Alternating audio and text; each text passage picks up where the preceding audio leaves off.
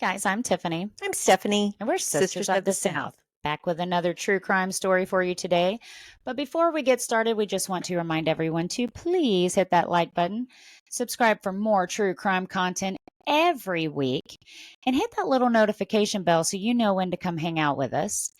And we're going to give a little shout out to our friends over at SoFly. SoFly! SoFly, Not so small! not no more. Yeah. And I'm going to let Stephanie tell you about them now. SoFly is a family-owned business here in the Houston, Texas area, and they specialize in embroidery and lasering on accessories such as a t-shirt, a hoodie, a cap, a purse. They'll even do lasering on tumblers, keychains, and carving boards. You just pick your accessory, and they will specialize it to your needs. They do wonderful work. They do our merchandise. We know that you'll be happy, but just to show you a little bit about what they do, we're going to show you videos. So here we go.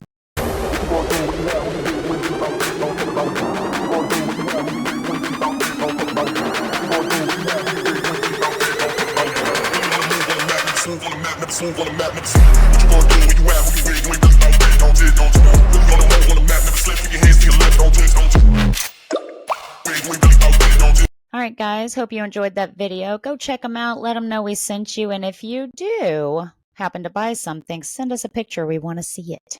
Absolutely. And we will link their information in the description box below. That's right. And now Stephanie has a story for you. Yeah, today we're going to talk a little bit about Jean Harlow and Paul Bern. So this happened many moons ago, and I just found it very intriguing. So we're going to start the story now. So Dorothy Millett checked out of the Plaza Hotel in San Francisco shortly after she heard on the radio that Jean Harlow's husband was dead. She paid up her account. She'd been living in the hotel for about 4 months and booked a $3 stateroom on the Delta King riverboat. Riverboat officials would confirm Millett boarded later that day, September 6, 1932. She was seen a few times. A waiter remembered her at dinner, a pretty but exhausted woman who barely ate. At 2:30 a.m., a Walnut Creek man went for a constitutional on the top deck. There he saw Millett crying and gazing into the inky water. She didn't seem to notice him. 2 hours later, a night watchman making the rounds found a woman's coat and shoes on the deck. When the riverboat docked in the morning, Millett didn't disembark. Delta King staff began searching for her. In Beverly Hills, police at the home of Jean Harlow were also wondering where they could find Dorothy Millett. Harlow's husband, MGM studio exec Paul Bern, was dead in the bathroom, a bullet in his head. In short order, police determined there was something strange about Bern's personal history. It seemed Harlow wasn't his only spouse. His first wife, the woman he was still married to, which was Dorothy Millett. Ta-da! Yeah. Surprise! Interesting. Yeah. No one understood what Jean Harlow saw in Paul Bern anyway. At 22, Harlow was one of the biggest film stars in the world. Her platinum blonde hair and salacious curves captured her to fame in the 1930s Howard Hughes classic Hell's Angels. Around that time, Harlow met Bern, a 40-year-old German film executive with MGM. Bern was plain and serious, but he did have connections. He convinced MGM to sign Harlow, and more importantly to Harlow, he believed she could be a serious actor, not just eye candy. Which is hard to believe because when you look at Jean Harlow, she's definitely eye candy. Oh, she's drop dead Oh, gorgeous. yeah. Just, rhinestones and gowns and all the curves, everything. So after a short courtship, they married in July of 1932. 2 months later, Bern was dead of a self-inflicted gunshot wound to the head.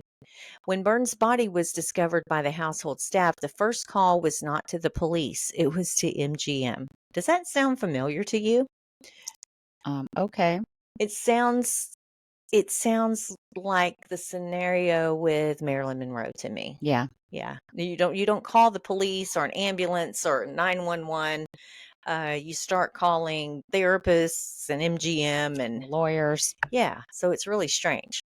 The studio sent over its top fixers who combed through the scene for 2 hours before police were summoned. They also informed Harlow her husband was dead. She had spent the night of his suicide at her mother's house. While MGM went to work spinning the story to protect their star, police were seeking a paper trail. They found it through George C. Clarkin, Bern's Los Angeles insurance advisor. Clarkin admitted Bern had never divorced Millett. In fact, he had set up a trust fund for Millett. A lawyer in New York confirmed Bern's secret marriage. He said he'd drawn up a will for Millett over a decade ago. I was always under the impression that Dorothy was his wife. I believe there was some legal marriage ceremony performed. He told the Associated Press. I heard somewhere that Miss Bern had died in a sanitarium. Bern had not mentioned her for years. Reporters found Bern's sister, who filled the rest of the story. Bern had met Millett in Toronto when both were working as actors in a theater company. They married and moved to New York City so Bern could pursue a career in stage management. Millett's health took a Then something went wrong. Millett's health took a turn, and according to newspaper accounts, she moved into a sanitarium. Whether by mutual decision or not, Bern left for California. Millett did not accompany him. While Bern built up his career in MGM, he continued to support his wife back in New York. After her health recovered, she moved into the Algonquin Hotel. Bern sent her a monthly stipend of $350, over $5,000 in today's money. They wrote each other often. Letters found in Millett's handbag at the Plaza Hotel were on MGM stationery. One of the letters was written a few months before Bern and Harlow's wedding. In it, Bern responded to Millett's plan to vacation in San Francisco. He recommended both the Plaza and Cliffs Hotel, quite fashionable and not very expensive, and said he would fund her trip. If you go, Bern wrote, I hope that it will be a happy change. He signed it, my love and best wishes always. On September 14th, two fishermen near Walnut Grove found a body floating in the Sacramento River. In the week since Millett disappeared from the Delta King, press had taken to calling her the ghost wife. Many speculated she had faked her death. Rumors started that a mystery woman was seen with Bern the day before his suicide. Perhaps Millett, the spurned woman, had murdered Bern and gone on the run. The truth, though, we will never know for sure. It is likely much more mundane, although just as tragic. At a coroner's at a coroner's inquest, Bern's friends testified he had long talked about suicide. Depression plagued his adult life, and the publicity since marrying one of Hollywood's hottest sirens seemed to have taken a toll as well. MGM fixers hinted Bern may have been biologically unfitted for marriage, a sordid rumor that cast blame away from Harlow and painted Bern as a weak and unworthy of the siren.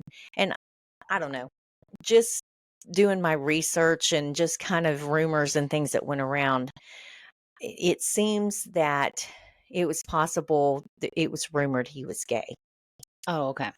And so um, I think that's what they mean by, he wasn't worthy of her. He was unfitted. Now, mind you, he was a distinguished looking gentleman, but considering how hot Jean Harlow looked and then compare her to him, he was not worthy in that area. But I mean, as far as how much money he's making, he was very worthy. Right. And his connections. And his connections, right. So at the inquest, Bern's personal doctor, Howard P. Jones, said he knew exactly what was at the root of his friend's ideations. Out of respect for Burns, Jones would not disclose it publicly, but he assured it had nothing to do with Dorothy Millett or any other woman. And, why throw out a nugget of information that you have and not reveal what it is? But my opinion is that he didn't want to tell everyone that the reason why he committed was because he was gay. Right. But I mean, come on. Don't even say that. Well, yeah, he could have just kept his mouth shut. Right. I mean, now people are going to wonder more. Well, and he didn't do himself any favors, I'm sure, by doing No. that. So did he really honor his friend's memory No. by even saying that? It's one of those like, I know the tea, but you ain't getting it. Yeah, I know something you don't know. That's I mean, it's right. so stupid. But Come anyway, on. as for Millet, she didn't fake her own death. She jumped from the Delta King that night, and it was her body found a week later. She knew Byrne had changed his will to make Harlow the beneficiary, making Millet instantly penniless with his death. She had lost her husband and her financial support. There is no sexy noir mystery about the despair she must have felt. Although rumors occasionally resurface that Millet murdered Burns, there's never been any proof. The timeline alone seems to rule it out. Millet would have had to go to Beverly Hills, kill Byrne in the wee hours of the morning, and return to San Francisco before noon in order to be seen checking out of the Plaza Hotel. One Harlow, never one for single life, married a year after Byrne's death. This marriage, her third, ended in divorce 12 months later. Although just 26 in 1937, Harlow's health was starting to fail. She fainted on the set of Saratoga. It was initially thought she had the flu, but she presented other symptoms: bloating, vision loss, gray skin. A doctor brought in for a second opinion realized what was happening. Harlow was dying of kidney failure. Mm. Less than a week after the diagnosis, Harlow slipped into a coma and died. MGM, the industrious assembly line of the movie studios, closed the day for her funeral. She was not interred next to her dead husband, Paul Byrne, in Inglewood.